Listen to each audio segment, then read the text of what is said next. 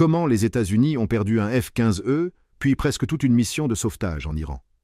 Le 3 avril 2026, dans les montagnes du Zagros, près de la frontière irako-iranienne, une mission américaine bascule. 2 F-15E Strike Eagle franchissent la frontière à basse altitude pour frapper un bunker enterré. Le terrain les cache des radars longue portée iraniens. Mais au moment de l'attaque, le F-15 de tête doit remonter pour larguer sa bombe. Et là, il casse son masque radar. En contrebas, un système solaire iranien mobile attend déjà. 2 missiles sont tirés. Le pilote largue ses contre-mesures et tire fort sur l'appareil. Le premier missile est trompé. Le second explose à proximité. Le F-15 subit une panne hydraulique catastrophique. L'équipage s'éjecte dans la montagne, en pleine nuit. Et à ce moment-là, une autre opération commence, la récupération des pilotes. Parce que dans l'armée américaine, il y a une règle absolue. On ne laisse personne derrière.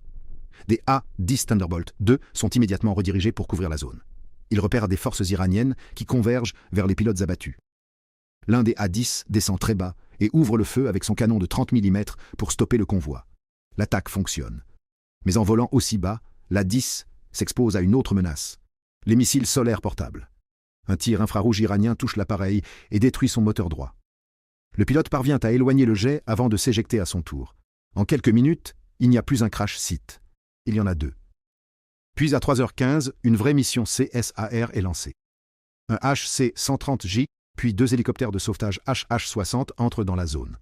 À 4h45, l'un des hélicoptères retrouve enfin le pilote de l'A-10.